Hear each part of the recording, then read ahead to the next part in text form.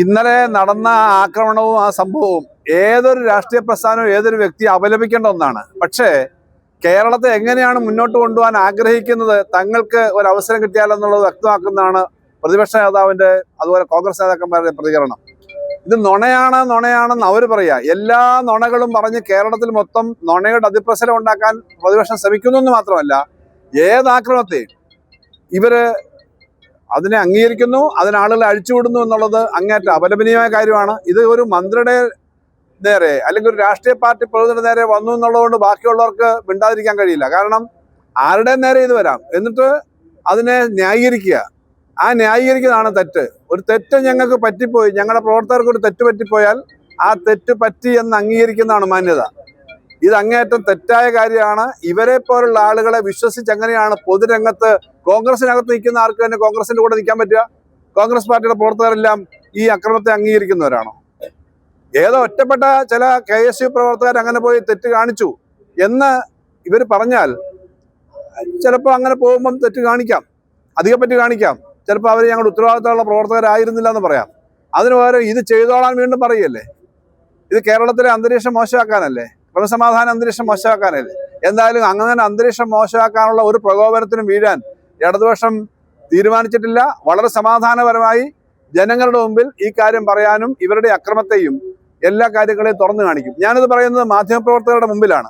മാധ്യമപ്രവർത്തകരെ ഉൾപ്പെടെ സംരക്ഷിക്കാനുള്ള ഉത്തരവാദിത്വം കൂടി ഏറ്റെടുത്തുകൊണ്ടാണ് പറയുന്നത്. കാരണം നാളെ നിങ്ങളൊരു വാർത്ത കൊടുത്താൽ നിങ്ങളുടെ ഒരു മാധ്യമത്തെ തെരഞ്ഞുപിടിച്ച് ആക്രമിക്കത്തില്ല, നിങ്ങളുടെ പത്രപ്രവർത്തകരെ ഉപദ്രവിക്കത്തില്ലെന്ന് എന്താ ഉറപ്പ്?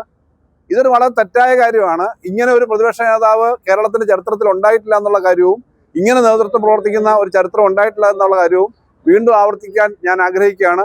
ഇതല്ല കേരളം പ്രതീക്ഷിക്കുന്നത്. ഒരു പോരായ്മ ഉണ്ടായിട്ടുണ്ടെങ്കിൽ ആ പോരായ്മ ഉണ്ട് എന്ന് പറയണം. ഒറ്റപ്പെട്ട ചില സംഭവങ്ങൾ ചില വ്യക്തികളോ ചെയ്തിട്ടുണ്ടെങ്കിൽ അത് തള്ളിപ്പറയണം. അത് മുഴുവനും അത്തരം ഒരു ഗുണ്ടായിസത്തെ ഞങ്ങൾ ന്യായീകരിക്കുന്നു, നിങ്ങൾ മുന്നോട്ട് കൊണ്ടുപോകാമെന്ന് പറയുന്ന സമീപനം ശരിയല്ല. ആരും ഇങ്ങനെ റെയിൽവേ സ്റ്റേഷനിൽ പോകുമ്പോഴും ഉത്സവ സ്ഥലത്ത് പോകുമ്പോഴും കല്യാണ സ്ഥലത്ത് പോകുമ്പോഴും വഴിക്കൂടി പോകുമ്പോഴും ആശുപത്രിയിൽ പോകുമ്പോഴും ഒക്കെ ഇത് കാണിക്കുന്നത് ശരിയാണോ? ഇതൊരു രീതിയല്ല. അതിനകത്ത് ആരോപണങ്ങളുടെ ശ്രദ്ധ തിരിക്കാൻ വേണ്ടിയാണ് ഈ സംഭവങ്ങൾ നടന്നതെന്നാണ് പ്രതിപക്ഷം ഇന്നും പറഞ്ഞത്. പ്രതിപക്ഷ നേതാവടക്കം ആ ആരോപണങ്ങൾ ഉറച്ചു നിൽക്കുകയാണ്. സർക്കാരിനെതിരെ ആരോപണം തന്റെ ഇടത്തോടെയും ധൈര്യത്തോടെയും പറയാൻ പറ്റുന്നതിന് ജനങ്ങൾ തെരഞ്ഞെടുത്തയച്ച നിയമസഭയുണ്ടല്ലോ. ആ നിയമസഭയിൽ ഒരു വാക്ക് പറയാൻ തയ്യാറായിട്ടുണ്ടോ? ബഡ്ജറ്റിനകത്ത് സംസാരിക്കാൻ തയ്യാറായിട്ടുണ്ടോ?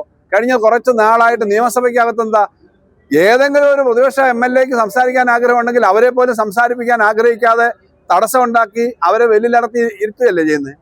ശരിക്കും പ്രതിപക്ഷം സംസാരിക്കാൻ ആഗ്രഹിക്കുന്നില്ല, അങ്ങോട്ടും ഇങ്ങോട്ടും ചർച്ചയ്ക്ക് ആഗ്രഹിക്കുന്നില്ല. ബഹളം ഉണ്ടാക്കി ഒരു ഹൂഗ്ലിയാനിസം കാണിച്ച് കലാപം ഉണ്ടാക്കി നാട്ടിലാകെ ഒരു അന്തചിത്രം ഉണ്ടാക്കാനാണ് പ്രതിപക്ഷം ശ്രമിക്കുന്നത്. ഇത് ഒരുമാതിരി താലിബാനിസത്തിന്റെ സ്വഭാവമാണ്.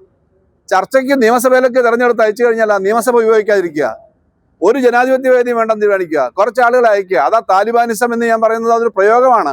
എവിടെയും എന്ത് കാര്യവും ഒരു ബഹളം ഉണ്ടാക്കി അരാജകത്വം ഉണ്ടാക്കാൻ ശ്രമിക്കുകയാണ്. അത് ചെയ്യുന്നത് പ്രതിപക്ഷമാണ്, പ്രതിപക്ഷ നേതാവിന്റെ നേതൃത്വത്തിലാണ്. ഇങ്ങനെയുള്ള ആളുകൾ പ്രതിപക്ഷത്തെ നയിച്ചാൽ, രാഷ്ട്രീയ പാർട്ടിയെ നയിച്ചാൽ എന്തായിരിക്കുമെന്ന് ജനങ്ങൾ ചിന്തിക്കും. അതേ എനിക്ക് പറയാനുള്ളൂ.